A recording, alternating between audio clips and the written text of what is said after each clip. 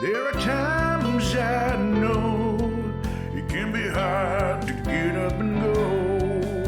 You can always count on those beside you. When you're far from home, it can be hard to go alone. Bring a friend. Oh, bring a friend. When you're on that road, you can share your heavy load. Every day can be a new adventure. When you're far from home, it can be scary to go alone. Bring a friend. Oh, bring a friend. Leave of ultimate question.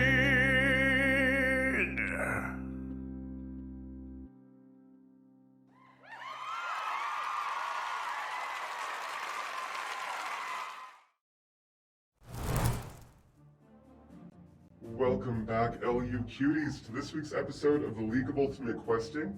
This is episode 77, Flames, and it's also the last episode in this wonderful little side chapter featuring these bozos.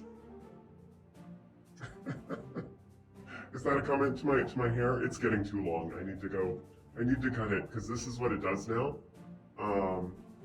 It's just like, yeah, I should have got it cut like a couple weeks ago. Oh, is it doing it again? There, is that better?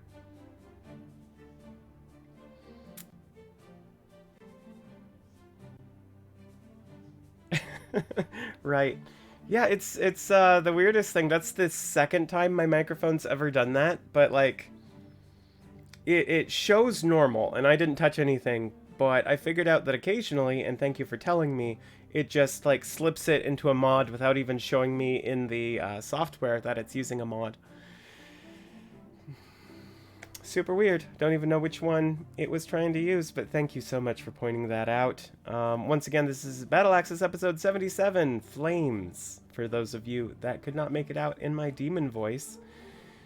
Same old this last episode in the chapter. Very excited to talk about it at 5 after the hour. Once I give everyone a chance to see the notifications, get in here.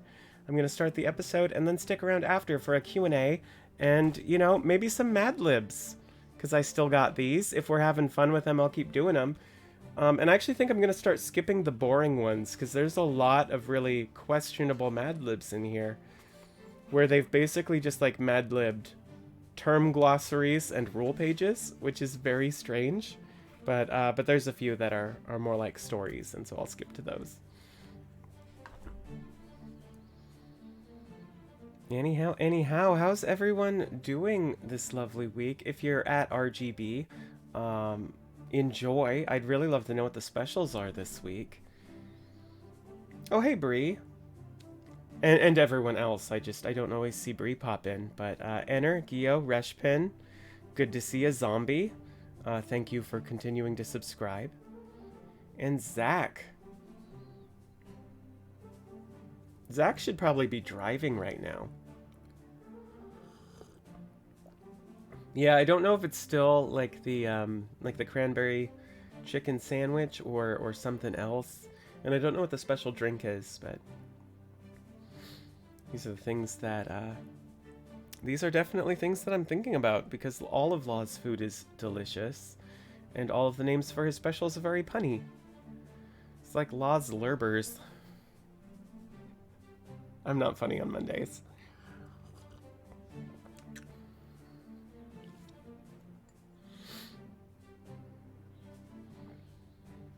Well, anyway, very glad to have shaken my little case of lichdom. Hey, Itachi, good to see ya.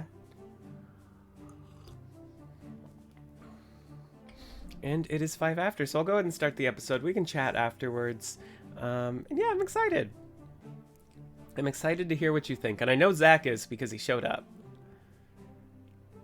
Here we go.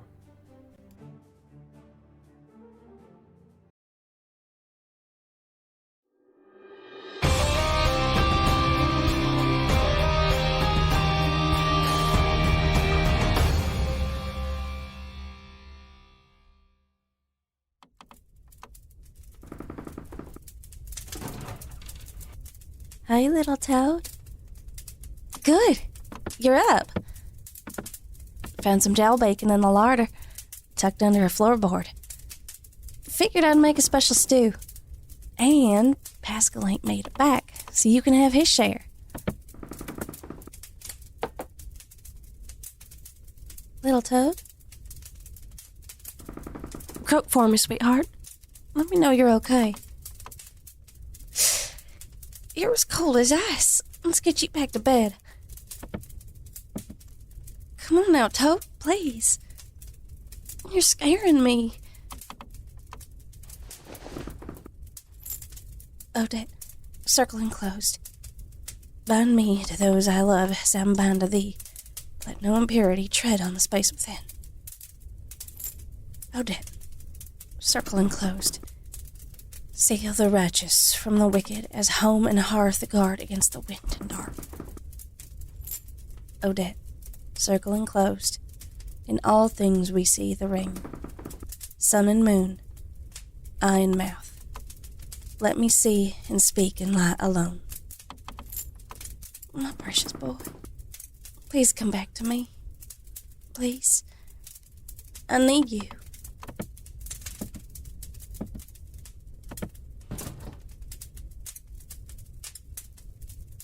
Time to go. It's a long road home.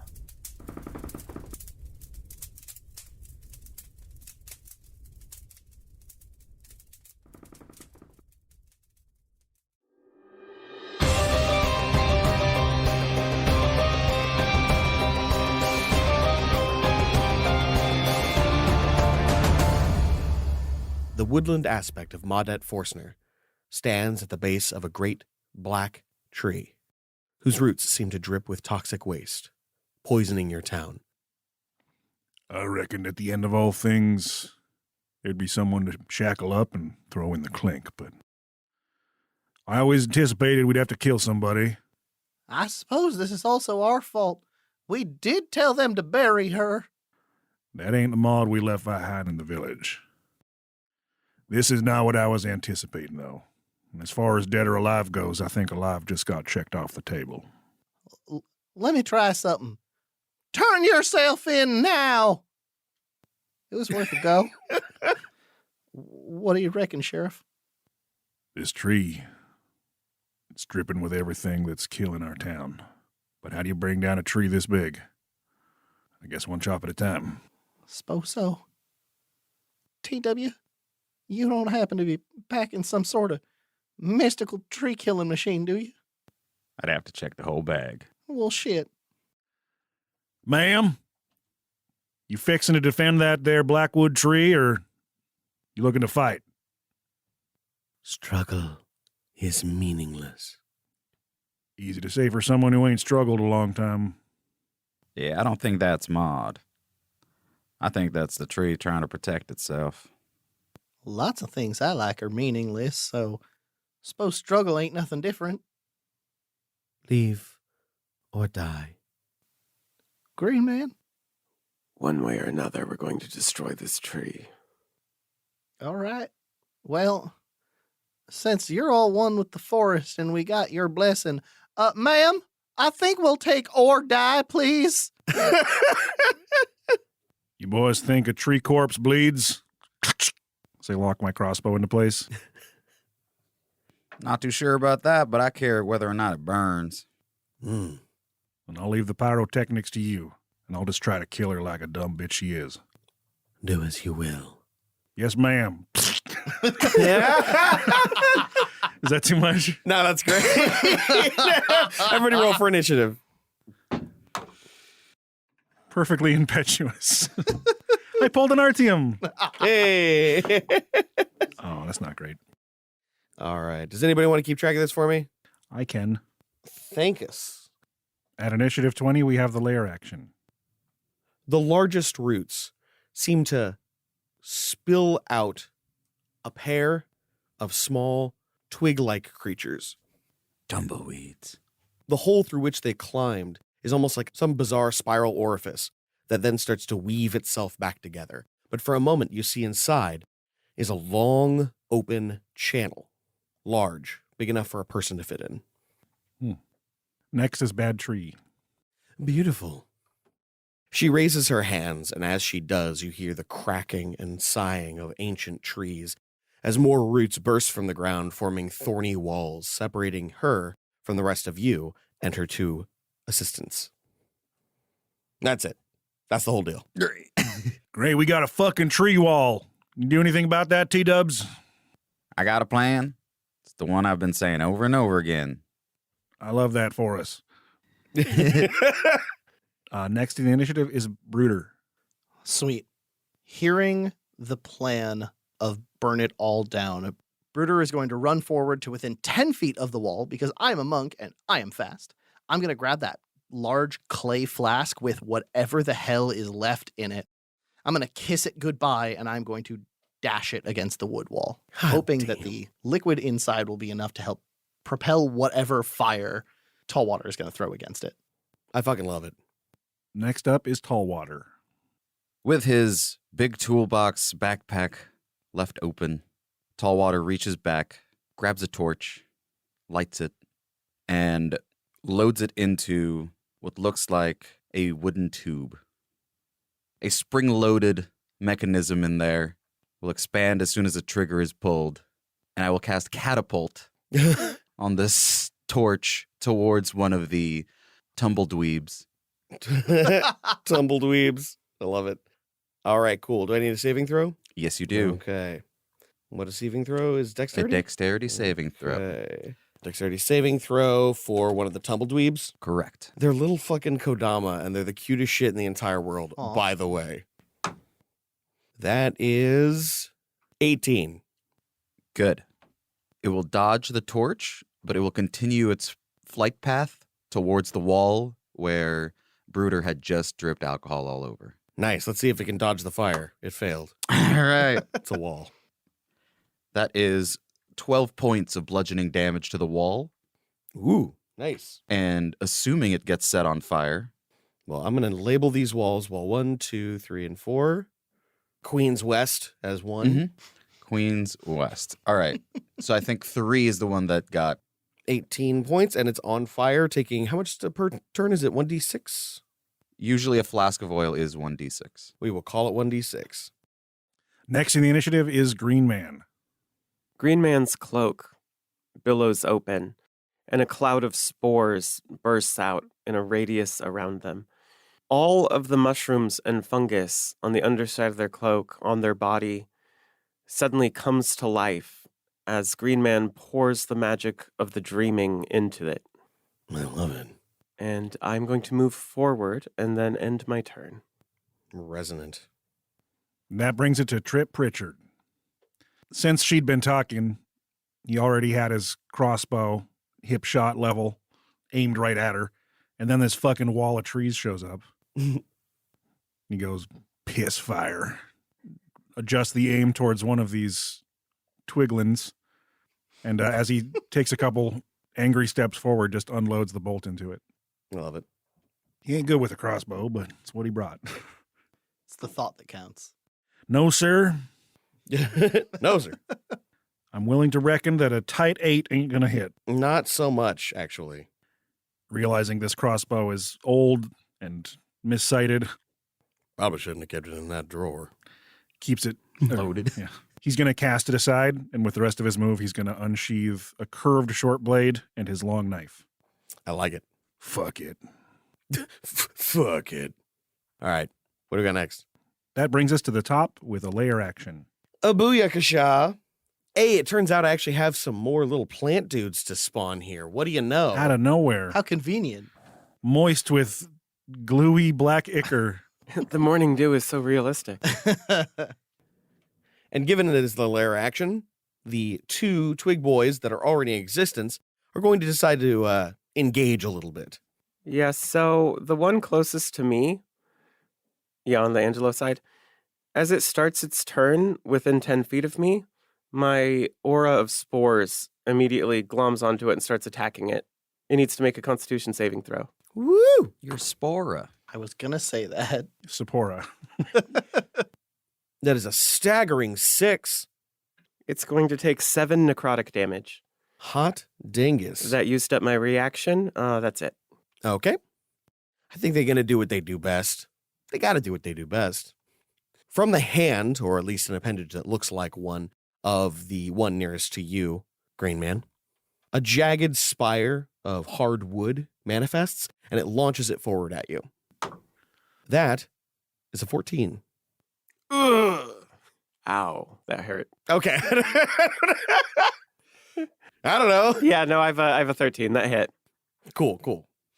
Wow, that does a lot more damage than I expected. All right, cool. I'll take that. Oh, level 2. We're level 2. I know, but I've seen y'all jerk butts fucking wreck more shit than you can imagine. You're going to be taking 9 damage. So, as the shard of hard wood slams into your chest, the green and brown of your peat and moss cloak becomes stained with red. I'm okay. It's the sound I make when I'm okay. Just very dramatic. They do bleed red. Thought they bleed green. Do you bleed? You will. So, the other small needle child does much the same, but instead of launching one at the furball, seems to take a shot at our resident artificer. How's a 13 do you? That's gonna miss. Alrighty. Yeah, so the wood is not particularly strong, so when it shatters next to you against the stone, you realize these things shoot with quite a bit of force. I turn my back to it. My toolbox protects me. He's so fucking sad. You just turned your back on him. He thought he knew you. Yeah, he thought. Psych, you thought. And on the same initiative as the twig creatures, you will also be dealing 1d6 fire damage to the wall. Go ahead and roll it for me, because I realize it's your spell. 5 points of damage. Excellent. Nice. And it's trees. That's double, baby. Ooh, excellent. And that makes it the tree lady's turn. Yes. She can't see us, so obviously we're safe and fine. Yeah. And good. Actually, you're not. Oh. Shock and awe. I wasn't 100% sure. Oh. Uh-oh. At first, you see vaguely through the vines, through the small gaps between these roots that have manifested as if from nothing.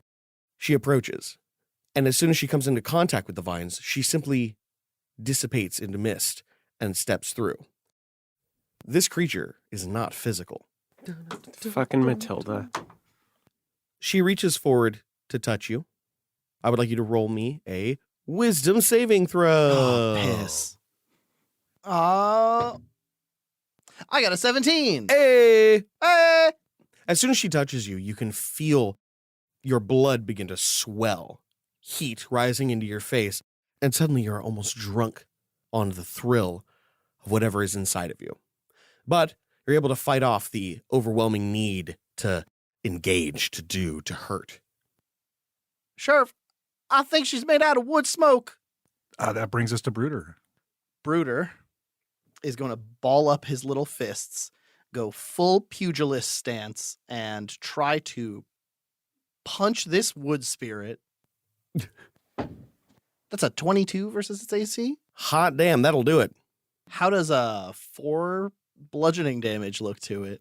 Well, let me double check. It does, in fact, have a bludgeoning resistance. Hey, look at that. So it's going to be taking half damage. What's the total? 4, so 2. Okay.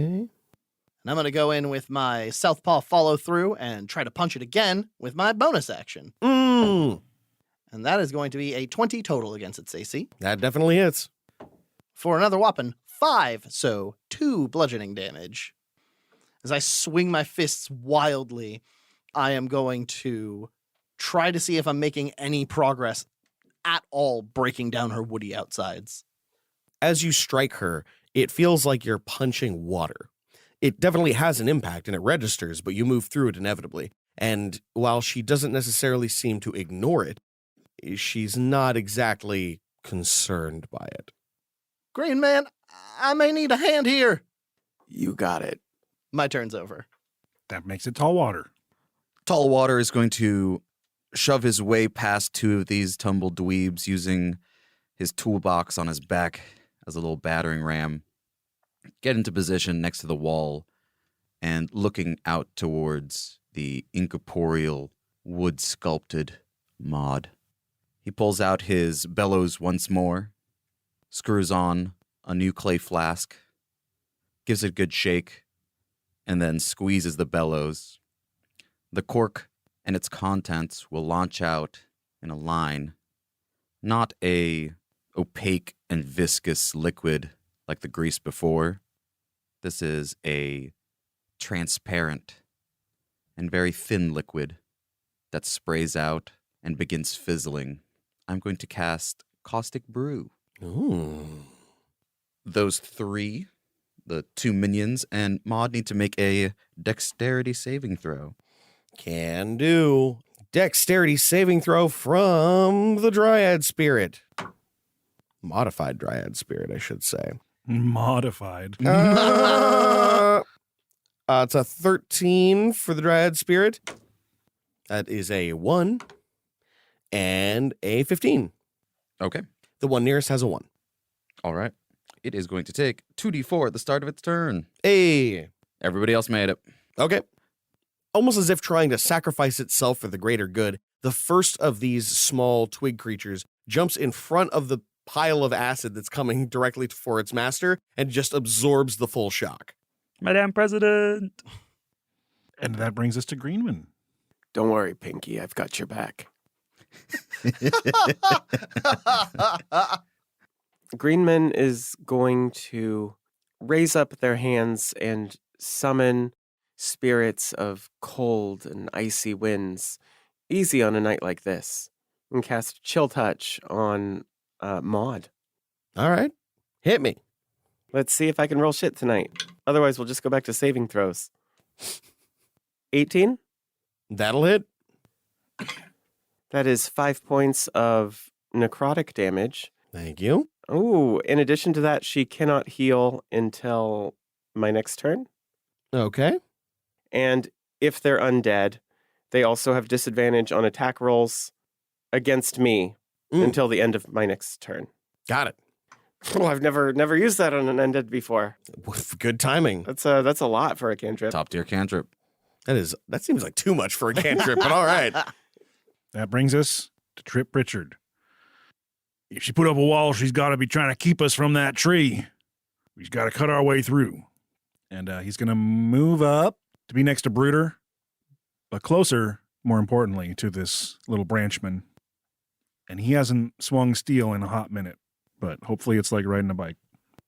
The size of my dice will represent the size of my blades. Of course. To determine which is which. Wow. Okay, I'll take it. Man, 19 and 21. Jesus. Lord. Those will hit. Sheriff's back in town. I do have 2-weapon fighting style, so I get to add my mod to both. A total of 11 slashing damage to the Twigman. Absolutely fantastic. That takes them out. Would you like to describe that? Sure. Trip is surprised at the lack of resistance when the two blades cross. Damn, these things are more fragile than skin and bone. Break them down quick, boys. There's kindling to be made. And then I'm going to point my short sword at Maud. You're next, bitch. And while he's fighting, can real quick Trip just look up at the ceiling? Is the top of this mountain open? It is not. This is an enclosed space. That makes it layer action 20. Let's begin by dealing the damage that the wall is going to take. Hit me with some fire damage. 3 points. Oddly enough, it's enough to destroy it. You didn't need to do much more. Wall 3 is gone. Sweet. Suck it, wall tree. God, that's a good burn. Tree's company. And then we will move on to the lair action. Fortunately, because you managed to kill one creature, that opened it up its maximum, so it can plant one more dude. Son of a birch. Damn, when I cut them down, they just keep birthing out more.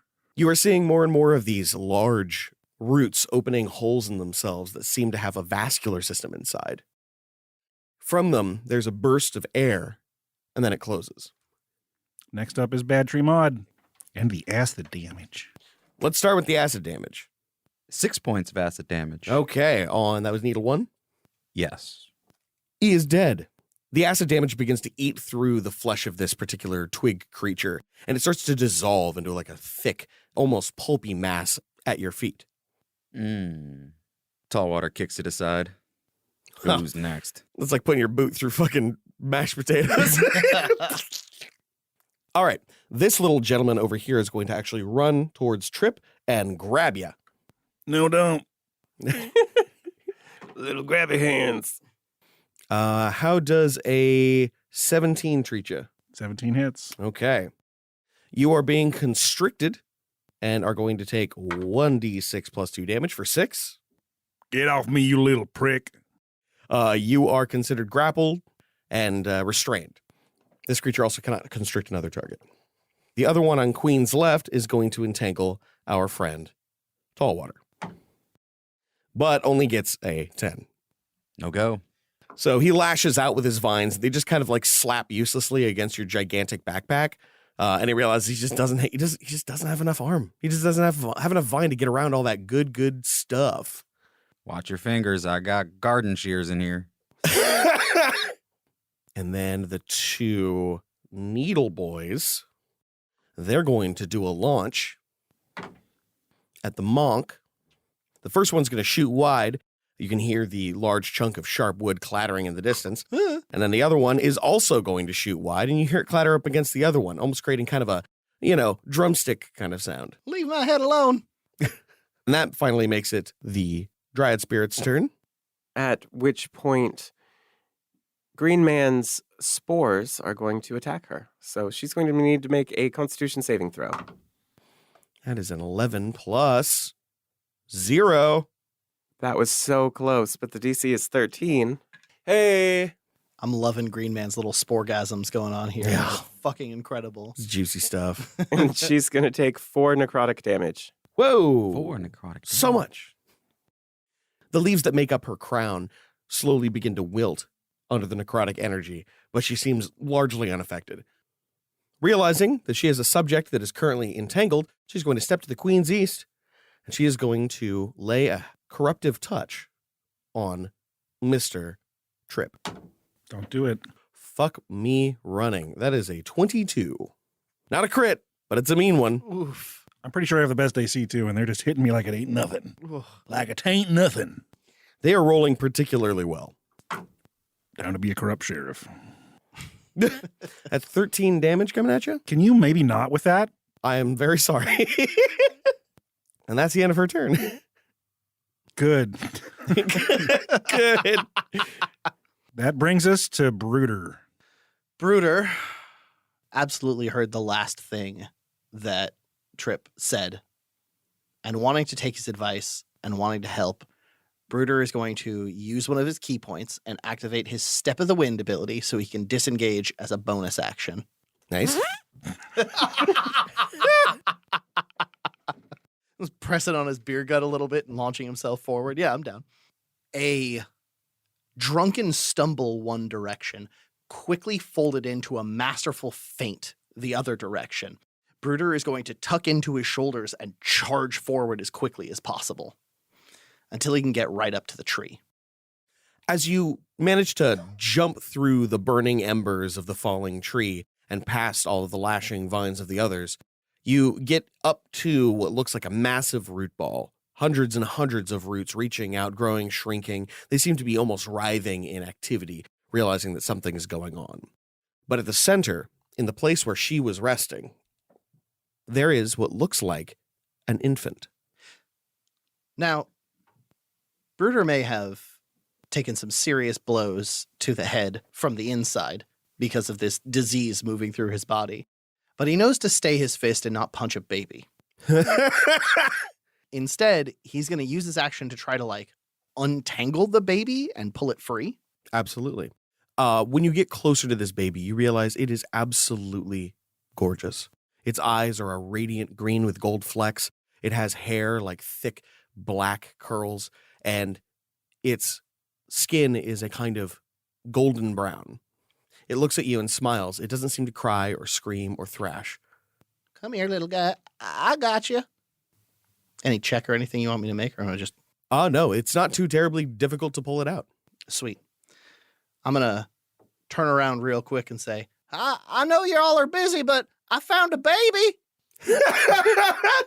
They were trying to kill the children. You fucking what? There's babies in them trees. That's my turn. Beautiful. That makes it tall water. Is it a plant, baby? Nope, it's a person, baby. Damn. He's got the chubbiest little cheeks. Tallwater is going to move away from the little vine minion he is currently engaged with to try and see around the fallen wall and at this gorgeous baby. He has to confirm it with his own eyes. On the way there, he will pick up a few stones, but that does provoke an attack of opportunity. It does very good on the attack of opportunity with a 20. That'll hit. Unfortunately for them, it only does 3 damage. Bludgeoning. Only level 2, okay? 3 damage hurts. At that point, Tallwater is going to dip the stones in what looks like red paint, load one of them into a slingshot, and fire it at Maudette. This is magic stone. I love it. Being launched out. As you begin to dip, you look up and you see the baby that he is holding. It is not a baby. What you see, cradled in his arms, is a writhing mass of thick, wet, black vines. They are lashing his face, rubbing, choking, squeezing him, and it seems to be pulsating with a kind of powerful energy that is almost impossible to deny. Okay. Slingshot was aimed at Maudette. That ain't no baby. That's a nightmare. He's going to readjust his aim and launch it towards writhing mass, currently caressing his companion. And that is a crit. Oh, smush that baby. Good God. We're not supposed to cheer when you crit a baby. Making baby jam. They killed the children. I'm making baby wine. Let's get this baby stoned. Jesus. That is 12 points of damage. All right. Magical bludgeoning. Magical bludgeoning. Okay, that ignores any resistances that it had, which it didn't. Brooder must be so confused right now. Poor Brooder. No, my boy. Suddenly, a stone strikes the baby in the head, ripping a huge hole in its skull. Blood begins to pour profusely from it, and it begins to scream with a kind of heartbreaking agony that you have never in your life heard. What the fuck, Tallwater? Brooder, that ain't no baby. It's messing with your mind. It's clearly a baby. You realize now how sick they've all become. With their constant exposure, the water they've been drinking, you've been safe. You've been taking care of yourself, drinking only your family's brew. But them, every day, pulling from the wells, drinking from the rivers, they can't be trusted. Not anymore. That makes it the greenest man. Wait, what baby? I'm going to kind of skirt around this little twig guy, get up within melee range of Mama Maud. Sometimes you've got to fight wood with wood. I always do. He's not a smart green man. And I'm going to attack her with my great club. I love it. As you come into view of the baby, you see the same thing that Tallwater did. A writhing black mass of tentacle-like vines. Oh, it is a baby, but it's evil. It's clearly evil. Plants are people too. Don't listen to them, Bartholomew. Is her AC 7 or less? It is not. You will be shocked to find it is more. A fair question. Yeah, fuck me. That's a big O miss. Almost as if taken off guard by the sight of this creature that he is cradling, you swing wide against the dryad and instead are staring head to head with this undead tree spirit. Something that in another life and in another context, you might have reverence for. That makes it Trip's turn. He is entangled with a twig man, and he is now shoulder to shoulder with this wicked tree mod. And because he took 6 and 13, he has 1 hit point left. Woo! So at the beginning of his turn, he's going to grit his teeth, keep it together, Trip, and use second wind. Hey. 9 on the dice. Nice. At this level, second wind can be awesome. Hell yeah. God. So that is 11 hit points back. God damn. Whew. I am going to attempt to smash the little twig guy off of my legs with my short sword. Sure thing. That is a 17 That'll hit. for strength mod 3, 9 damage. Excellent. You actually managed to do enough damage to kill it. Excellent. Wonderful. Then I'm going to look at Maud and be like, you just made my shit list. And I'm going to use favored foe against her Okay. as I swing out my dagger. Hit it. I hope I do. 11. One shy. Dang. Just the 1 point. Dang. She ain't a hard hit, but she hits hard. Yeah, that weren't it. Well, it doesn't go off. It doesn't get used. Nothing happens. Fair enough. I got to hit for it to do something. And I know this is a little outside of the map of normal rules as written, but my intent is to hold my move action because I am watching these spiral orifices that are spilling out these little tree men. And if an opening arises, I want to book it right at it. I like that. I'm gonna allow that. Yeah, use a glory point. Use a glory point. That makes it the top of the initiative with the layer action. Beautiful. You throw your eyes around and you see exactly what's happening. These creatures, while not terribly threatening, are in so great in number and seem to be nigh infinite. The fire is slowly moving its way towards the walls and will eventually spread to the roots and beyond. But your friends, if you can call them that, seem mired in their tasks, unaware of the inevitability of their death.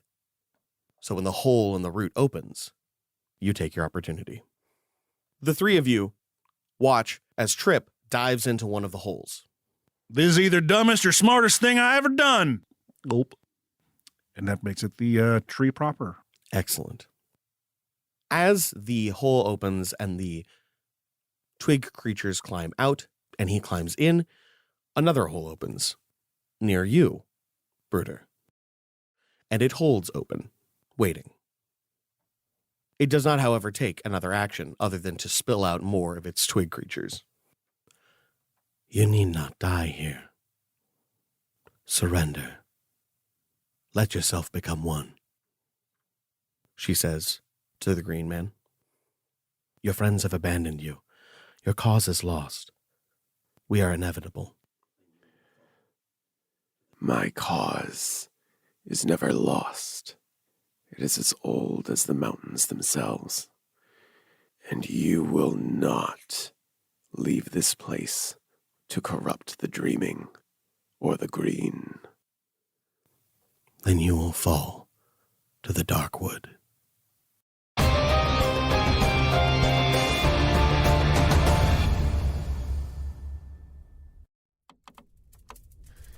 Rebecca.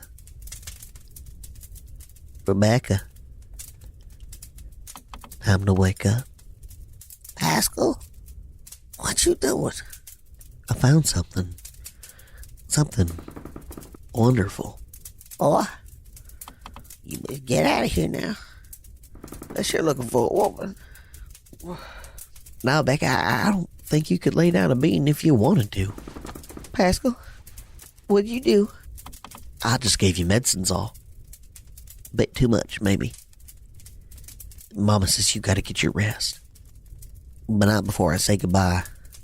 What the hell are you talking about? I am your mama. Trip, get in here and deal with your son. Shh. It's bedtime, Rebecca. My new mama says Papa ain't coming back. Leastways, not the way he was.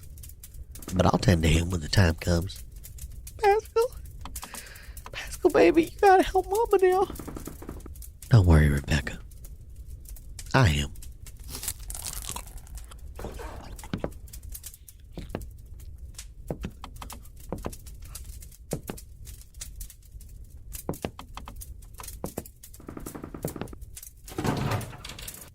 Pascal, I don't got time to deal with you. Little Toad's in a bad way, and he can't handle you hurting on him. Hurting's gonna stop soon, girl. Is that blood? Pascal, you ain't been at the neighbor's pets again, have you? Oh, this? This is her blood. Mama said she needed to sleep. Pascal, put the knife down. It'll only hurt for a minute now. Please. put the knife down. Just.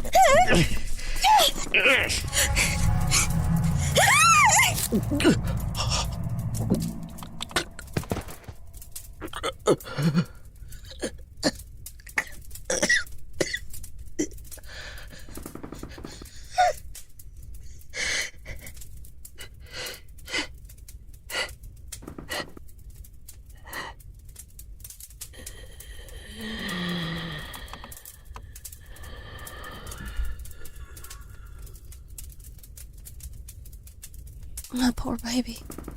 What did you do? Oh, what did you do? Run home, child.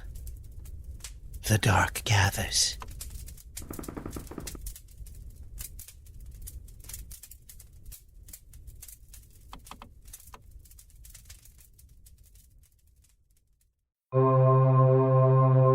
We're about to witness a planar phenomenon, a keyhole between worlds that only marketing can penetrate. Join me as we glimpse into the adverse.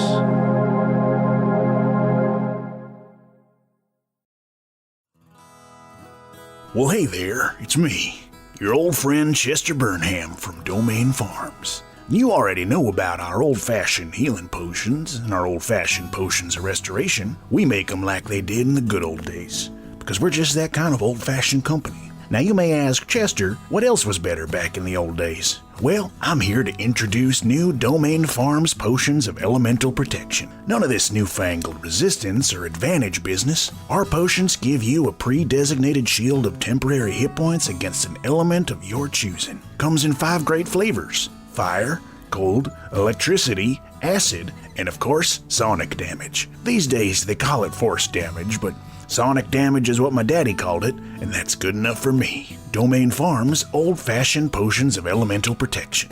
You know it'll last if it's cured.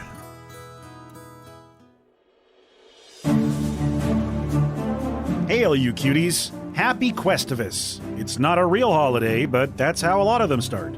If you're excited for this time of year, we wish you the best to you and those nearest and dearest. I don't personally, but I'll make it sound like I do using my voice. And I do very much enjoy seeing people in high spirits. That's plenty for me. If you're in the gift-giving mood and your friends are fellow LU cuties, you can get 20% off your order of any merch from the LUQ page using code CALIBRATE. This special's running until January 1st, so now's the time to get a new winter hoodie or some shirts and stickers for the squad.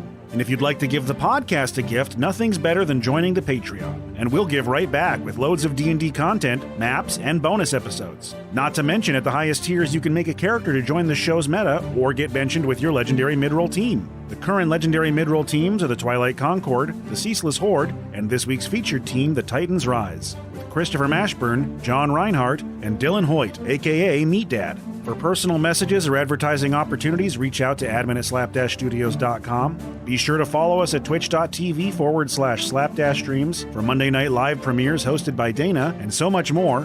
And once more, our temporary mailing address while we sort out a new P.O. Box is 2511 Southeast Pine Street, Portland, Oregon 97214.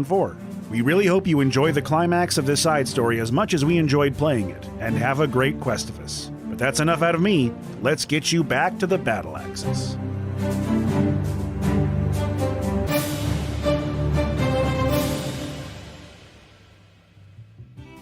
Welcome to the family. Come on in and make yourself comfortable. Pull up a bucket and pop a squat, and help yourself to a ladle from the elder still. Hi there, I'm Chugwell Bustknuckle from the Bustknuckle clan, and I'm here to tell you about the unbelievable miracle elixir that is the Bustknuckle family moonshine. Our recipe's been handed down from knuckle to knuckle. Our corn is raised in the finest pig shit and watered with beer daily to ensure every kernel is bussin' with boozy promise. We soak and blast that yellow gold and harvest all the spirits trapped within like a produce exorcism. Coming down with the flu, our brew will scare the germs right out of your blood, or wherever those little bugs live. It'll cure your sore back and wash away your childhood trauma. Sure, it'll eat the teeth right out of your head and turn your leavings black as midnight, but our clan's been drinking it daily for generations, and ain't none of us died of old age. So take that, science. Stick that in your pipe and take a few rips, and chase it down with a fishy, flammable flask of Bust Knuckle Family Moonshine. Be still, my heart.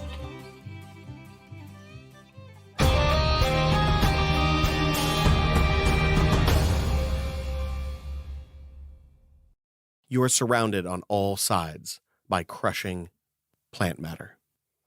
Wood, soft and supple and wet, like a tree freshly skinned of bark. It is big enough for you to crawl, but not much more. There is a breeze passing from behind you outward from the center of the mountain. If all I can do is crawl, then I'll crawl. As you do, you find yourself feeling lightheaded. The amount of oxygen you are intaking is heady compared to the thin mountain air. Your mind is racing with thoughts as you crawl farther and farther away from the people who you may or may not call your friends. Like a cornered animal panicking at the claustrophobia, every few paces of clamoring, he'll stop and just stab at the wall with his knife. Knuckles bleeding, body covered in gashes. Everywhere you stab, black liquid pours out. I'm going to find the heart of you and I'm going to cut it out, you damn twisted son of a bitch devil tree. And where are we in the turn initiative? It is Bad Tree's turn. It is Bad Tree's turn. Green Man, a creature that resembles Maudette, a woman you never met, steps forward and lays her hands on you. How does a 16 do? That's a hit. She hits you with a corrupting touch. I know this one. It's a bad one. You're going to be taking 12 damage. Ooh. How you doing? I still stand. Good. And I didn't want to interrupt you, but she's going to need to make a Constitution saving throw. Hey! That's a failure. That's a whopping 4 plus 2. No, 4 plus 0. Christ. She takes 5 necrotic damage. Beautiful. Thank God for them mushroom hit points. That makes it Brutar. Bruder is going to take the little baby and hold it very, very close. Ain't no one going to hurt you again, Bartholomew. Come on. I'm going to climb into the hole that was open. The vine in which you stand is far larger and allows for much more movement. I'm going to use my last key point, and I am going to triple move all 105 feet that I can. Jesus Christ, no one's going to find you. As deep into the tree as I can go. Okay, so you're going inward toward it. Okay, I like that. At first, you feel elated, thrilled, your body pumping blood, hot and ready. You feel like an athlete running a marathon, a runner's high. And it only grows as you get closer and closer towards what feels like the heart of the mountain. You can hear a gentle whisper in the back of your head, not in words per se, but feelings. A feeling of rightness, a feeling of correctness. I'll keep you safe, little guy. No one's going to get to you. That makes it Tallwater. The fire has spread to these 2 walls, and it has also spread onto some of these roots.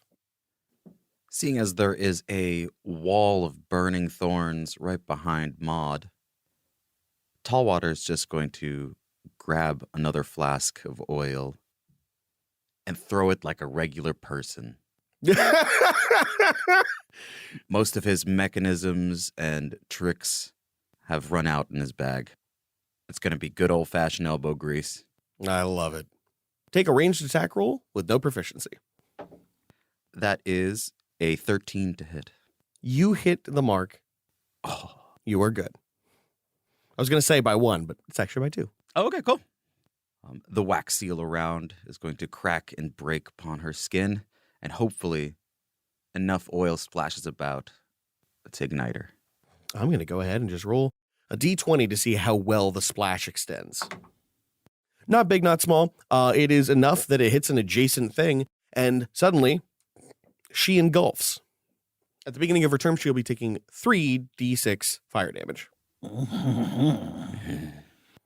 There is only one exit you are aware of. Yep. I will stay right there, but as a bonus action, I will just recast Magic Stone to have 3 of them again. Nice. Just dip some more stones in magically enhanced paint. I love it. That make it a green man. So we didn't see the other two leave. You did, but it was in the middle of the hectic battle, so you haven't quite registered it, but now you're starting to realize exactly what's happening. Did I notice that Brooder took off with the baby? You did. Fuck. Do I see any more of these holes? They open up at the beginning of every turn if there is a dead twig. And there currently are not. There are currently none. Son of a bitch. We can't let the child escape. Brooder's too far gone. I think we just burn the whole place down and hope it's enough to take whatever that thing is down with it. That makes a certain amount of sense. I'm committed if you are. I got nothing better to do. Let's keep clubbing. I take a swing at Maud. All right. Is that shillelagh or anything? No, Oh, man, it's just but a if stick, it hits, huh? it's gonna be great. Okay. Yeah. It's an even worse roll. Has her armor class become 6 or less recently? Actually, it hasn't. Ah, fuck. She's on fire, though. Lower AC, right? I mean, But not I'd say you could -5. get it. I'd say hitting a target that is literally on fire is something that would give you advantage because it's not going to be capable of defending itself Ooh, while I it's cast literally Fairy burning Fire alive. for you now. Ooh, pity rolls. Pity rolls. Okay, hold on. Does everybody here agree that is a totally reasonable opportunity to give advantage? Yeah. Yeah, that's just regular fire. Because Yeah. she's made of wood, absolutely. Yeah. Yes. You think a person would be able to defend themselves from an attack while on fire? Ghost wood. Ghost wood. That morning wood. With advantage, that is an 18. I will go ahead and give you that 18. That is 4 points bludgeoning and 4 points necrotic. Rock solid. As the spores clinging to the great club inflict additional damage, sapping life from this creature. Fungus that bungus. I'm liking what you're putting down. That brings us to Trip. And I am just a climbing and a stabbing. You don't know how much time has passed. 6 seconds, 6 minutes, 6 hours. But what you do know is that the walls seem almost to move out of your way, almost encouraging you to move. I don't like being on the same side as whatever's happening, but I'll take advantage of it. Is there anything you would like to do while you're in here? I am seeking a center. Beautiful. As it opens its way to you, you realize this can't be the right way. Because if it were, it wouldn't want you going here. This thing wants you dead, converted. If this were the right way, you'd be headed to the heart. But instead, it seems to want you to go this way. I won't let the tree deceive me. I know its intent is wicked. So I'll go the other way. I like it. Next up is the layer action of the tree. Okay. It is going to manifest a wall attempting to close you off. Yeah-oh. These two walls, that is to say the two that were next to the one on fire, they take their d6 each. And that's 2 6s for 12 damage apiece. I like. And that makes it Maud's turn. Maud is going to take 3d6 fire damage for 11 times 2 for 22. Jesus. The twigs are going to assault their nearest targets.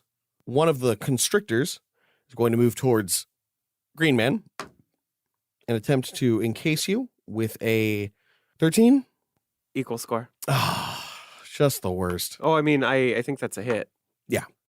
I mean, I'm lamenting for you. Oh, I'm sorry. you. I'm sorry I'm about to hit you for a whopping 3 damage bludgeoning. I mean, I was at 4. You are also now restrained. That scans. The 2 needlers, realizing that somebody is trying to run, take a shot. One misses, the other one hits. You feel a sharp, jagged chunk of wood plunge itself through your thigh, dealing you 6 damage. Sorry, I assume an 18 hits. Yes, it does. I'd be impressed if your artificer had more than an 18 fucking AC. Could have been 19. And the final constrictor will make its way over and try to constrict you as well. I should have put a toolbox in my thigh. That one, on the other hand, is a 12. Misses. Okay. So it closes the distance, attempts its constriction, and fails. That'll bring it to Brutar. Bruder is going to continue to just run and run as deep into this tree as he can. Excellent. That's a full 70 feet, just booking it forward. I love it. You can see in the dark. Yes, I can. You cannot. Nope. So, as you run at your full speed, you see your friend approaching. Trip! I need your help. I light a match and hold it out. As you do, the amount of fire that match puts out is overwhelming. Ooh. Like instantly the size of your entire thumb. Yikes. Damn. Bruder, the hell's going on? He's hurt. Help me fix him. I'm going to gesture to the baby that I'm carrying. What do I see in his arms? It is a writhing mask of black tentacles. Look Bruder in the eyes. This baby. Then look down at the baby. This one right here. I look down to the baby, and then I look into Bruder's eyes. At least what's left of him. It's really come to this, hasn't it? They all turned their backs on us. They waited out there. They don't know what's important. You done a good thing here, Bruder. Thank you, Sheriff. You're a hero. I'll take the baby. And you see in the dark, so you lead the way, all right? All right. Just stay real low to the ground. All right.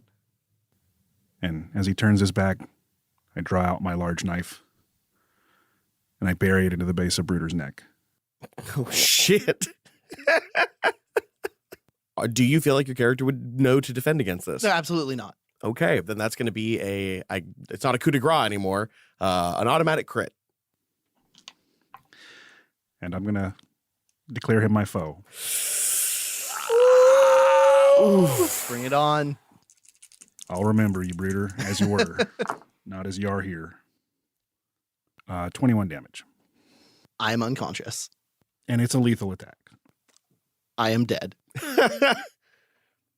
You're standing there holding this creature. The tips of its roots are trying to reach into your mouth, trying to push their way into your lips. Whoop. Easy now, little one. Here, you take this. Hand it the match that I was holding. It unconsciously wraps around it until suddenly it comes into contact with the hot cherry, and then it bursts into flames in your arms. And I drop it to the ground. Does this stretch of tunnel seem tall enough to stand in? Just about. I'm going to drop it to the ground. I bring my boot down 3 times, each one angrier than the last. Thinking of the boy when he was just a baby. And the choice I could have made then. And I stomp out the cinders of this smoldering seed. Green Man, Tall Water. The scream you hear emanating from the tree, from the dryad, from the very wood itself is sickening. As the place begins to slowly engulf in flame, flames seeming to manifest themselves from inside the roots. They did it. They did it. Are we going down in the flames? Or are we getting out of here? Do we got a way out? I'm working on it. Okay, you do that. I'm right behind you. We'll stop you guys there, and I would like to leave your fate unknown. Trip, you stomp out the ash and begin running as fast as you can, turning every which way you possibly can think. There is no light here, none that you can parse out, but you take turns, and as you do, you eventually see a light. The pale blue light of dawn seems to be cutting through the thick, pitch-black darkness that you've been wandering through this entire time. When you come out, you realize you've been breathing heavy smoke as you see a column of it rising through the orifice from which you exit.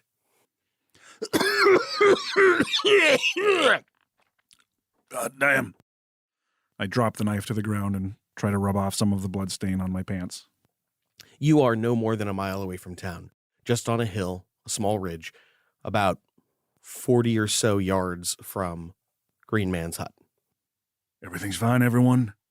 I found the source. I put an end to it. But unfortunately, the boys were lost in the effort. The bad guys got them. Yeah, just like last time. Keep it together, Trip. It's for the town. It's early enough that you anticipate you could avoid any prying eyes as you make your way back home. One foot after the other, exhausted, covered in blood and black tree pitch. As you make your way, you think about the dark water. And you think about your son, your youngest, that sickly boy. The image in your mind of that writhing mass that you just stomped out, and the regret of letting that boy live. Now you know what he was infected with. That black water must have done something to him. Skin pale like ash. The crown of his head, black. The fruit of your loins, rotten to the core. Maybe it's not too late. But for now, you make your way into the house. The floor creaks, but no one wakes. And as you turn and open the door to your boy's room, ready to do what must be done, you see he is not there. When the door slams behind you, you anticipate the wind. Nothing more. But when it doesn't open at your pull, you realize something's wrong. Thick, black, oily smoke rises from the foot of the door. Your already damaged lungs can't breathe. Can't find purchase. Kick open the door to my room and see if Rebecca's sleeping. As you enter, you see a wash of rose red covering your bed, and a shape of a person beneath the blankets. I'm going to walk into the living room, coughing, wheezing against the black smoke. As you frantically enter back into the living room, your eyes cast about for anything different, anything off, anything you might be able to use to your advantage, but the only thing you see is a note. Tacked up on a kitchen cabinet, scrawled in your daughter's handwriting. It's what you deserve. I'll take care of him.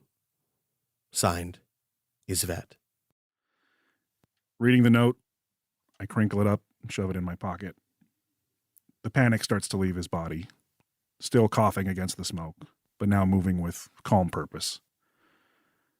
Heads to the kitchen, opens up the top pantry and rifles his way past several cans of preserved food and a bag of flour way in the back. There's a very strong bottle of brown alcohol. Pulls the cork, takes 3 slugs, and then pours the rest out on the floor. Taking the cigarette out of his mouth, he says, "Yeah, I reckon you're right, little one. Always were." And I'll throw it into the alcohol. Even in the early dawn hours, with pale blue light cutting across the town, flames can be seen, one high on the mountain and one low in the valley, both of incredible significance, both changing the lives of the people who lived here. And both of them are only a distant memory in the mind of a young boy.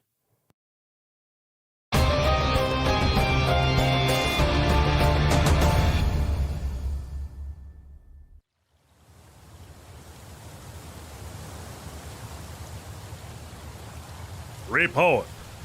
Sir, we've investigated the former sheriff's home. It's been burned to the ground, sir. Someone's been doing our job for us. Remains? 3, sir. A woman, a boy, and a man. Presumed to be the former sheriff himself. According to the locals, he had 3 children, which means 2 of them are unaccounted for. His daughter and the youngest boy. Do what you can to find them, but don't divert too many resources. Of course, sir. And the locals, sir? Assure them that they are safe and will be allowed to resume their daily lives within the day. Sir? Keep them calm. Once we're sure we have everyone, we'll torch the end. Can't be too careful. Yes, sir. Of course, sir.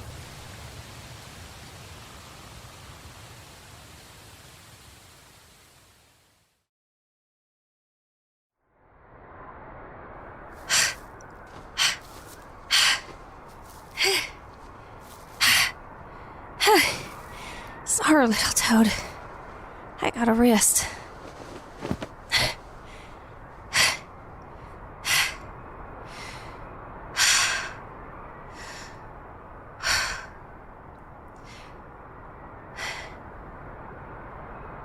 We don't gotta worry about Papa no more.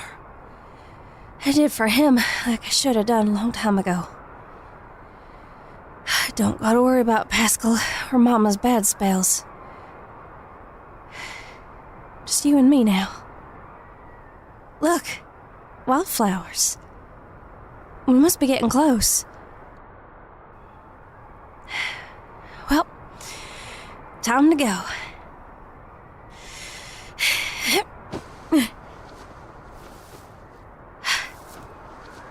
Blue Bluffs are just around the way. Then up the high road to Cascade. Cobbles of Clay Street. Clerics. They'll see to you. You'll be all better soon.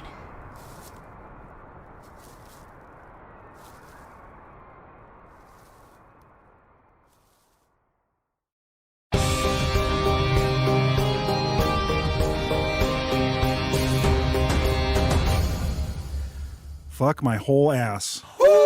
Jeez. I'm sorry I done mice and men to you there, Max. No, I was about to say, I don't know about you guys, but I accomplished the one thing I set out to do in this little fucking adventure, and that was to die. So, no, we're all good. We're all good. There's no cure for donkey brain. There's one short, sharp cure for donkey brain. Good Lord. It's that one-shot energy. Yeah. Yeah. Feels good. Love it. Feels Wow. fucking good. There's something satisfying about something that completes, and you're like, yeah. it's done. Oh, the ending. Thank you guys so much for helping me with this. It's funny, like when I found out that Michael wasn't going to be able to make it, we were like, okay, what the hell are we going to do? And then we were sitting there at RGB, and Dana and Law and I were like, okay, let's think of something we could do. And then it just kind of dawned on me, the realization that there's some lore that I could drop. It wasn't planned yet. I just had the outline, and I was like, all right, let's do that. I love it. I think it's great. Yep, just got it a little sooner, but it's good. I think Yeah. people are gonna like it. Oh, Yes, yeah. This would have been down the line a bit, but I think this is a good timing, especially given how well you've waited and how patient you've been. But yeah, I'm excited. Look at all you good, patient fellows out there. Let's go around the table and hear some fucking favorite moments, and also let's hear who we are. Let's hear some names. I'm Angelo Kaluag. I played Tall Water today, the hobgoblin tinkerer artificer. Artifailer. Artifailer. Ooh, man, so many good moments, but I gotta give the MVP to the just Destiny and Dice. How the only person infected was Max. Got to the bait, was like, has the skill set to do so, right? Step of wind. It just all worked out. And at the same time, we've got Law and Trip, who has the idea, go down the tunnels. Mm-hmm. It just panned out great. Absolutely. Yeah. And y'all helped me a lot there. Y'all did exactly the kind of thing that I needed to turn this into something amazing, and it was so good. I was just setting fire to shit. Fair. It's fine. Fair. Very important fire, though. Yeah. Fucking blaze it. I feel like I was a side character here, and that's good because boy, the spotlight. It's what this one needed. Yes, I feel like it's what made the one shot, I'd say. So I will mention that there is going to be meta that is explaining a lot of this story, and the people who are hearing this episode now have already heard it all. Mm-hmm. But let me say to you, the players, that the context of everything that's happening here is going to make a lot more sense to the player or to the listeners. But yeah, I'm pretty excited about that. Right Sick. on. My name is Max Hobbs. I was playing Brutar Bustnuckle, the dwarven never quite made it to drunken master monk. Mm. Rip Brutar. Use his real name. Brutar Bustnuckle. Brooder. Brooder. Old Brooder. Rip Brooder. God, my favorite moment was Dana leaning as heavily as possible into the concept of speaking softly and carrying a big stick. Mhm. It's just 100% the green man there. I loved your as soon as the green man came down here, just like the total rejection of this being natural, even a little bit, and being like, oh no, everybody's going to be like, oh, is it okay if we hurt the tree? And you're like, no, fuck this place. Take it all down. Fuck this tree. Yeah. I loved it. I loved that. It's like I always tell you, it's like fucking evil trees. As a DM who has busted out an evil tree against, Penny before. Oh, back in yeah, the it day, was that you. That was me. Busted out an evil tree or two in one day. This was phenomenal. This was a ton of fun. Look, sometimes you bust a nut and an evil tree comes out. Sometimes you bust a knuckle and an evil tree comes out. I am Dana Ebert. I play Green Man, the Furbolg Spore Druid, level 2. This was a lot of fun. I always like one-shots because I get to do things that I absolutely would not attempt to do in a longer format game, and it's experimental and it's hit and miss, and it was a lot of fun. I like all the characters. Mm-hmm. God, the whole scene at the end there between Brooder and Trip, like that engrossed me. That had me. That was heavy. Like that's when the whole thing flipped and was just wonderful. I have my own headcanon about how it turned out for everyone else. But yeah, I'll never talk about it. I'm pretty sure that Tall Water and Green Man got married at the end. I'm pretty sure. Aw, that's very sweet. What a cute couple. That's very sweet. And God, that 8 minutes that they were alive, God, boof. They lived it to the fullest. Right? I ain't telling you what happened. You donned your new wedding harness. The fur bulge. Man, I had so many things that I really liked. Tactical military toolbox is very good for me. Mm-hmm. Max playing full into the dementia of it being poisoned by evil water. Look, if somebody's going to hand it to me, I'm going to fucking run with it. Absolutely. Quite literally. Just the gentle threat of the Green Man, and also like battle start, like cloak open. Here come the stink spores. Mm-hmm. It's go time. It's a good visual for me. I loved it. And I got to play my true asshole finally. Perfect. Who are you as well? My name is Law. I'm the creative director of Slapdash, and I played Waylon Tripp Pritchard, father of a boy who may matter at some point. Mystery boy. Boy, I really, really, really, really enjoyed this. I feel like the first episode was such like strong energy, and I really absolutely adored it so badly. And it makes me want to run like an investigation, like a paranormal investigation game or something like that at some point. But no, with every successive episode, I just got more excited for the finish and the opportunity to kind of give a little bit more backstory on things. And more importantly, not having to eyedropper the lore. I could just give it like, it's like, here, this is some shit that's going on. And you can kind of piece together what's happening. I'm curious to see how the audience put things together for themselves and what they gathered versus what they were just like, I don't know, I'm just listening to the show. They're having fun tree time. Yeah. I really just adored everybody here. Y'all did a great job. Law, obviously, with your fantastic early roles and with kind of being our main character after a fashion. It was really, really appreciated. Hell yeah, it's kind of fun. Bree did this fucking map in literally this is really cool. in like 2 hours. This is very so good. good. It's very, very, very good. And I'm so glad that we had something that we could use, that we didn't just have to like pull out a random thing. And it's going to end up on the Patreon soon enough. So that's going to be great. The Editor finally did one really big episode. This is hour 35. Certainly later than I wanted to go, but sometimes you just got to let the dice do the talking. I had a great time. Thank you so much for listening. Look forward to next week when hopefully, for fucking God's sake, we can get back to the battle axis. But until next time, We wish you luck! one more time! Jamaica!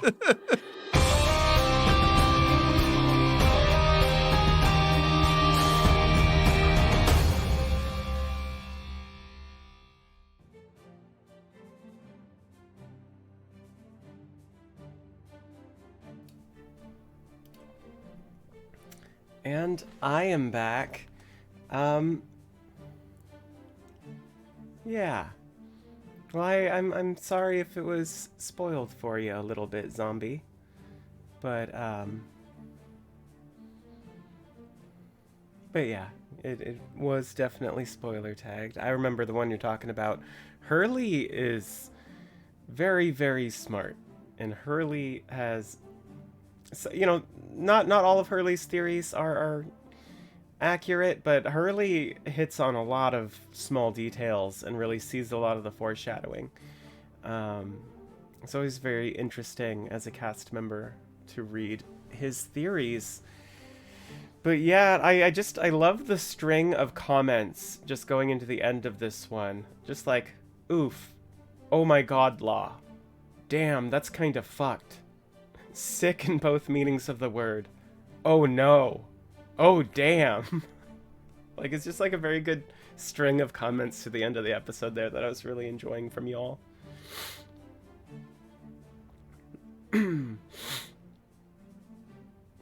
Yeah, yeah, I think Hurley started, you know, it wasn't 100% right because there just wasn't that much information available, but I think it was the first episode where he kind of zeroed in on kind of where this might fit in in like the, you know, the meta of the season. Right, and I think you're absolutely right, Zach. It wasn't like, it's not a twist, it's not something that you were hiding. It's just, it takes a while to build up, you know, the pieces, and to really confirm it. But it's definitely something you could guess, because you know, you're not hiding it. But yeah, foreshadowed gameplay, or as we call it in the gaming community, foreplay. I think that's what we call it. But yeah, I also remember back when, like, it was just after Penny kind of did the thing with the Wild Heart and became Pentecost. I think it was Hurley kind of typed up a succinct explanation of everything that had happened in relation to that and what it meant. And it was, honestly, it was more succinct and more comprehensible than what I could have said. So, yeah, definitely, you know, if you like speculating, definitely someone to listen to in the spoilers channel on Discord.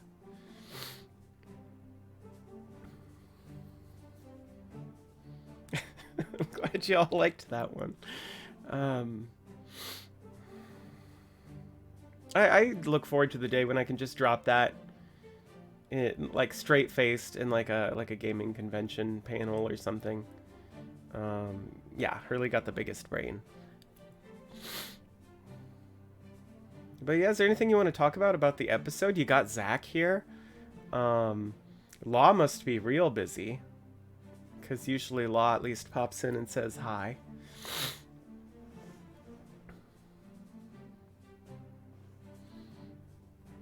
You always know it's gonna be like a big chapter when Zach shows up for the finale. But if you're here, this was the first time, you know, I heard the meta, or anyone in the cast, you know, heard the meta, because it's done closer to when the episode goes up. And Bree, if you're here, I really loved your voice acting in this one. I think you did a phenomenal job.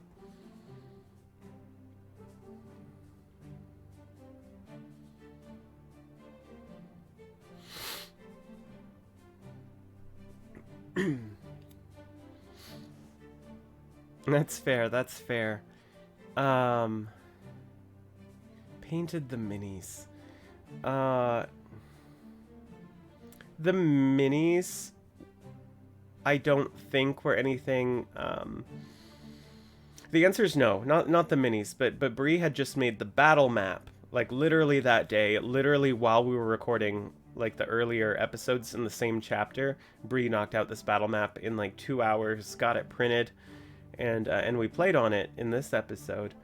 Minis were basically stand-ins, if I remember correctly, just like things from Zach's collection, Zach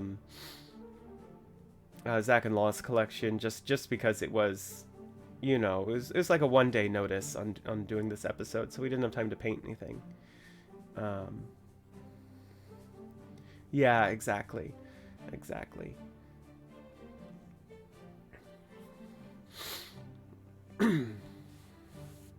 Yeah, and it was a lot of fun. Like, the way it all came together was rather amazing. just because it's not necessarily like my personal style of game, but just like the way it told the story just came out fantastic. I ended up loving it.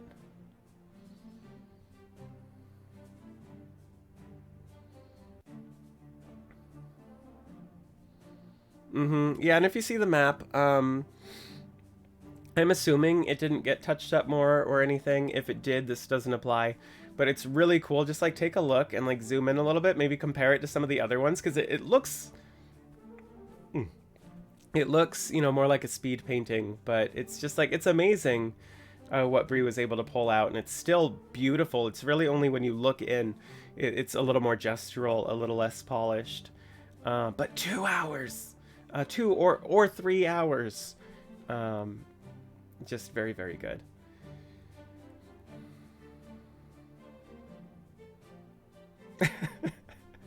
Yeah, it's true. It's true. That's I would agree with that, Zach.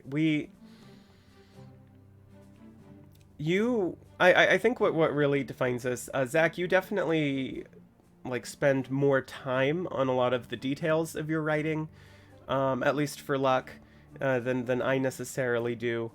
But our writing styles ultimately are pretty similar. We tend to come up with very similar concepts. But past that, our aesthetics and our styles are very, very different. But we just kind of same brain on the stuff we come up with sometimes. And it's very, very good. Oh, I'm sorry, Resh. I mean, definitely, I know you're going to go back and listen, but definitely go back and listen, because the second half of this episode might be my favorite part of this chapter. Good vibes only. I don't believe Odette is a god. Is Odette? As I say that, I don't know who Odette is, so... Yeah, and that's a good point. There is no LUQ pantheon.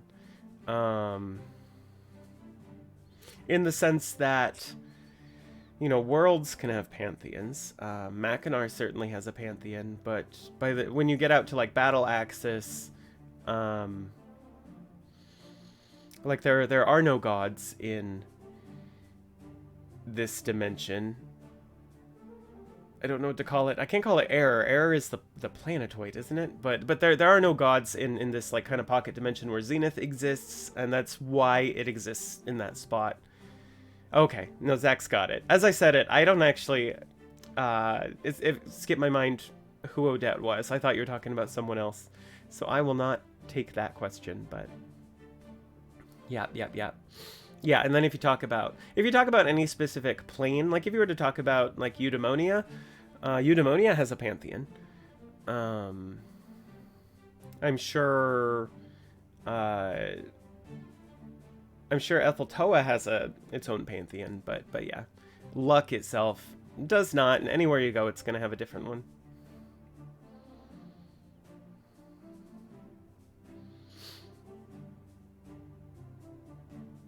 That's fair. That is fair, Zombie. Yeah, I still been meaning to go back and I want to re-listen to all of season 1 in order, because at the times I've listened to it, it's been kind of out of order. So I've been meaning to do that, and then probably sometime after Battle Axis wraps, I'll probably go back and re-listen to all of Battle Axis, but I don't feel like I can do that while it's still going.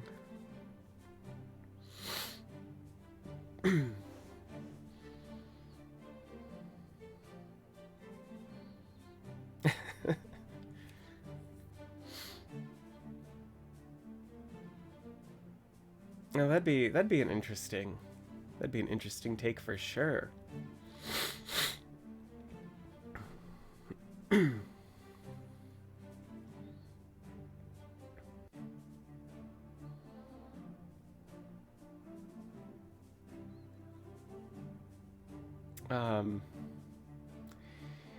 Yeah. I cannot react to that sentence, Zach. I'm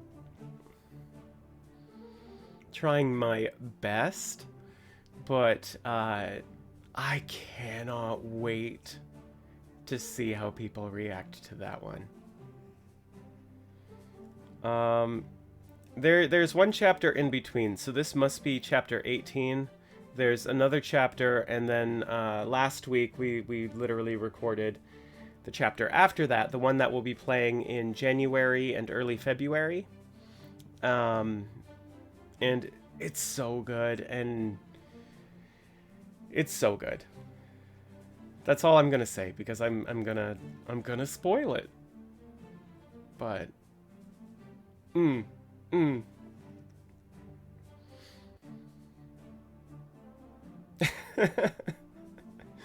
yeah, there's gonna be a pretty big.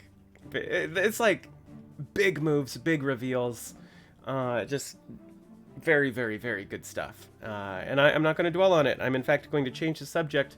Who wants to play Mad Libs? I got a Mad Lib.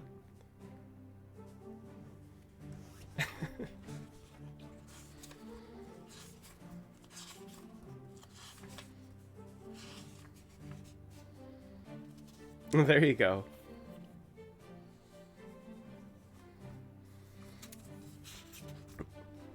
Like, it's really interesting. I mean, I guess I even know more than y'all know, but I don't know things about any of the other characters, and there have been moments where, like, when we finally have learned things, where my jaw has dropped, because I just was not expecting, like, some of the things.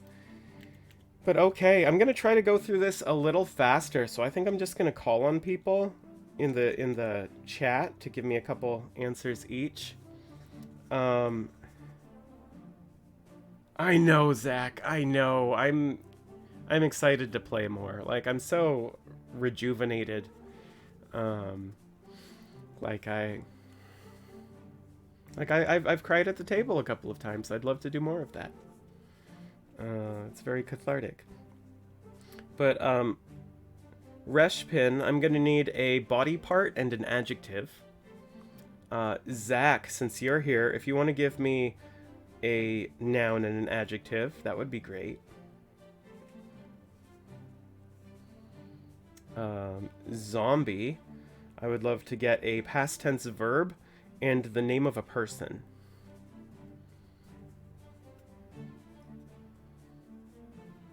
If you need me to repeat any of that, I am happy to.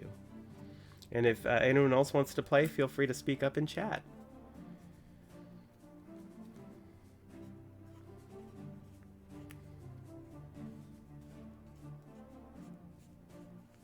Those are fun words. Ham Beast, you're a monster.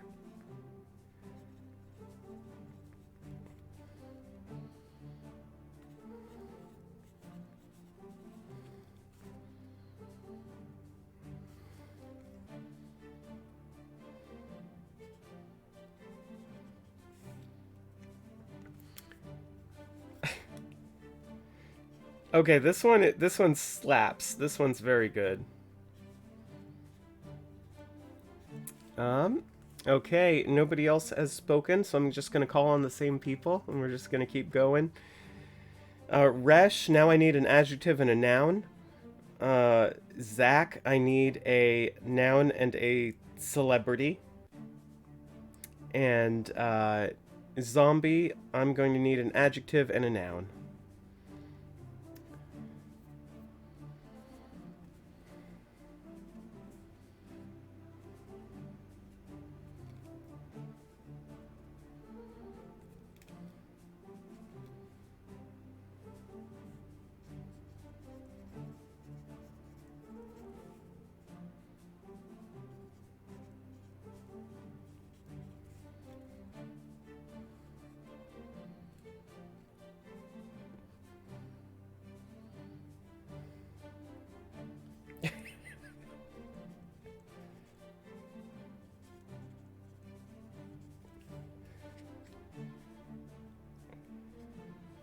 Is that Bob Balaban? Balabin?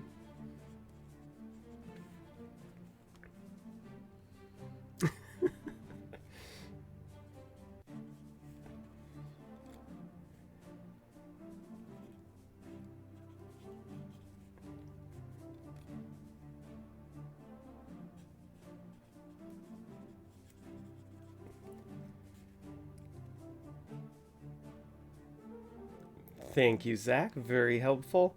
Okay, last set. Reshpin, if you can give me a verb ending in ing and a plural animal, or just give me an animal, I can pluralize it.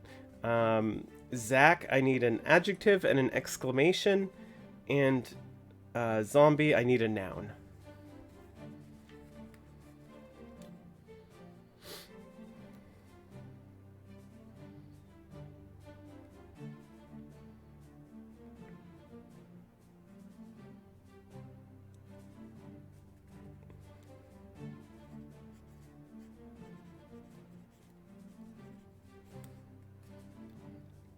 I very much like splurging.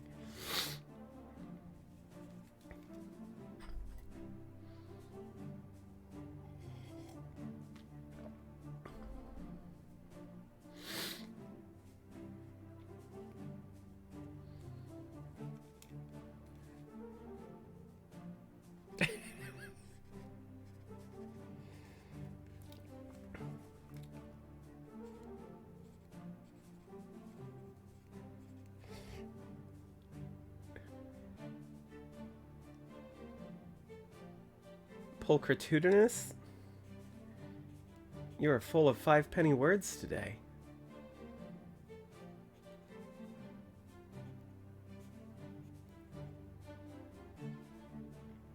I could see Mad Libs fitting very well with your sense of humor, Zachary. Okay, only thing I'm missing is an animal from Reshpin.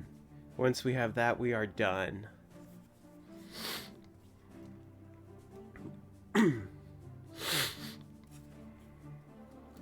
Oh, these are great. These are great, zombie.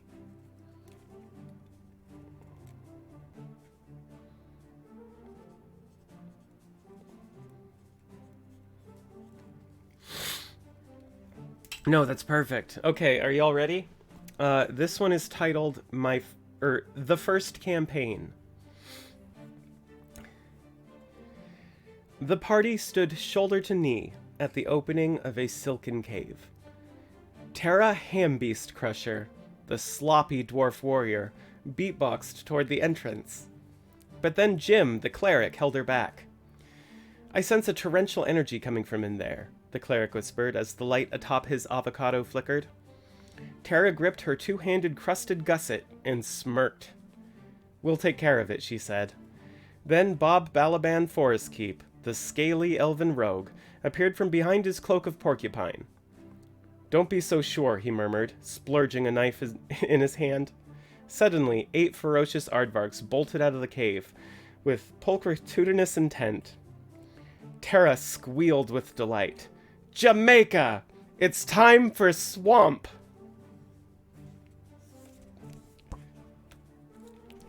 Thank you all for playing this week. If you enjoyed it, we'll play again next week.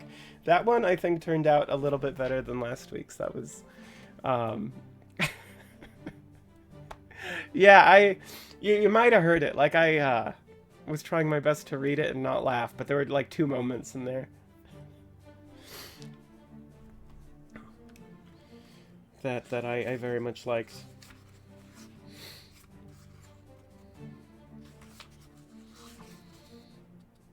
I actually rather like Terra Hambeast Crusher, the sloppy dwarf warrior beatboxed toward the entrance.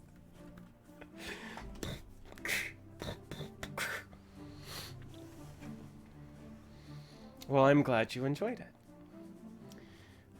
I will definitely. I mean, I got a whole book of these, and we're not going to do the ones that I don't think are going to be funny, but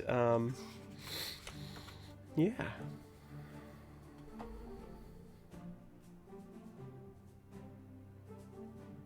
It would be... Okay, someday on some show, I'm gonna play a beatbox bard. Just to see how fast everyone gets tired of it. Actually, Michael would be very good at that. He's definitely does a little more beatboxing than me.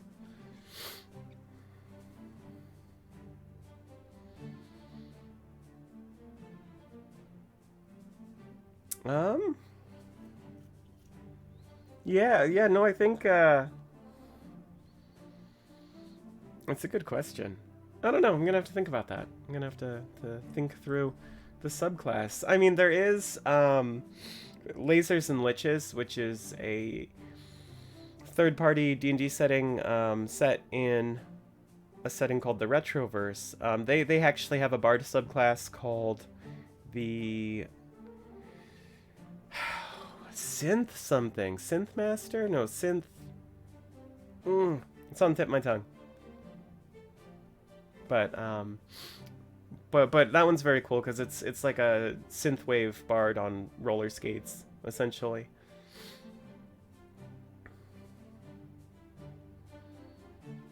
For stealth for beatbox, I don't know. I don't know. Oh, that would be cool. No, if you had somebody that could like actually beatbox, they could probably do something like that. It'd be sick as hell. And then, yeah, no. Now that I think about it, neither of us should do this. Someone who can actually beatbox should do this, so that people actually enjoy it.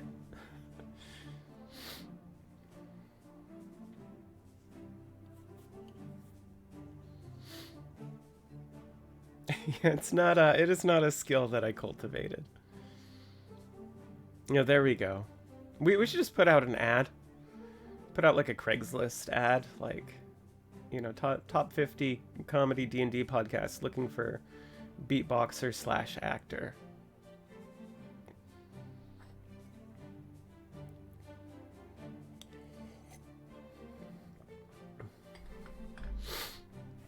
Actually, we should probably put actor / beatboxer, just to make sure that they're always an actor first. Oh, that's exciting. I don't think I'm gonna be making it tonight just because it's so late and I'm so far away. But oh, and Angelo, y'all are killing me. Y'all are killing me. Like, all I want to do is go and hang out and just like talk about upcoming stuff. But no, there's stuff that I should do here. You're right, I am a lightweight. For everyone that doesn't know, I usually drink between 1 and 1.5 drinks before I have a good buzz going.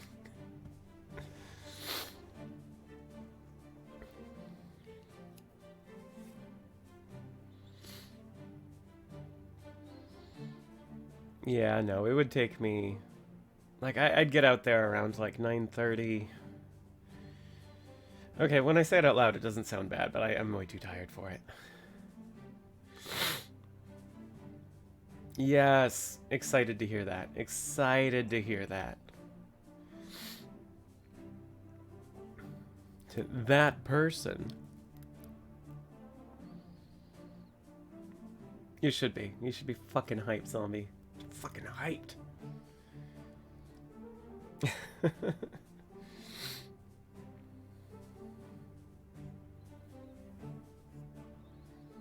I don't know. I like moderate your hype. It's not Jeff Goldblum. Get hyped though. Little hype.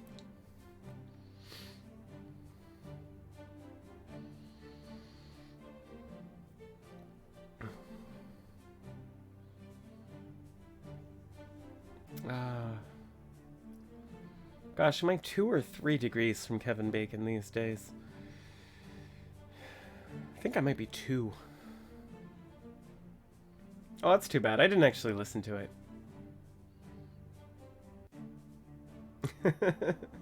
the big... That is high praise. That is high praise. You should definitely tell that person. I think that they would appreciate that compliment.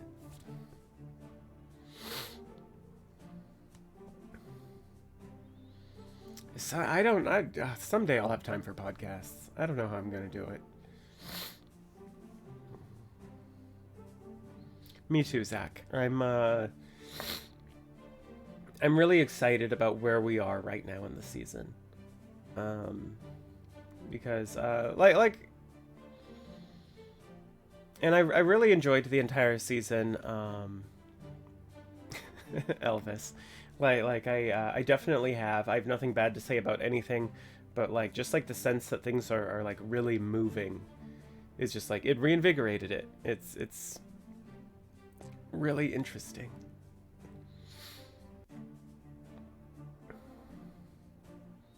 Oh fuck, yeah, because I was over here by myself, like doing that. And you know, I obviously I messaged you with kind of where my brain was at. Like that was the best of like three maybe four ideas, but I'm really excited to see what y'all came up with because y'all are animals.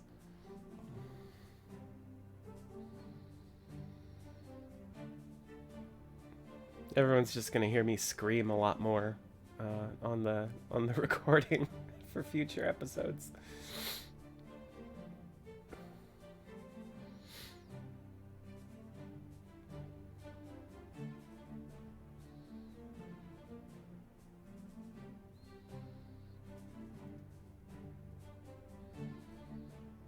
Yeah.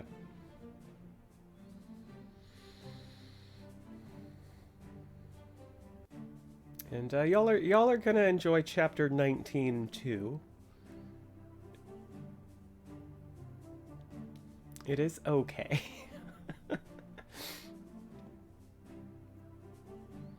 On that note, yeah, no, 19 was a lot of fun. 19 was a lot of fun. That's true too. That's true too. Hopefully any upcoming guests kind of bring some more, like a swell of new cuties. Like I know there are definitely a handful of Dana fans that filtered in throughout this season, and an even greater number of Dana fans that listened to maybe one episode or half an episode and then stopped, but it's okay. I should just like quiz all my friends and family members on like LUQ trivia, and if they can't answer, they just like no present this year. That's how I'm gonna budget for the holidays.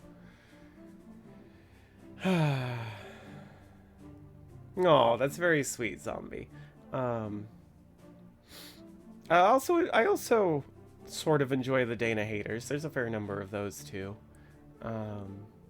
Even on like a lot of the TVK stuff, like it's really interesting to be getting more of that. But I think LUQ actually prepared me to handle criticism a lot better and be ready for it. So it's all good. But yeah, thank you all for coming out. Zach, it was good. It was good talking to you. We should definitely get off the chat before we are tempted to say any spoilers. But I love you all so much. Have a fantastic rest of your week. And until next time, we wish you luck.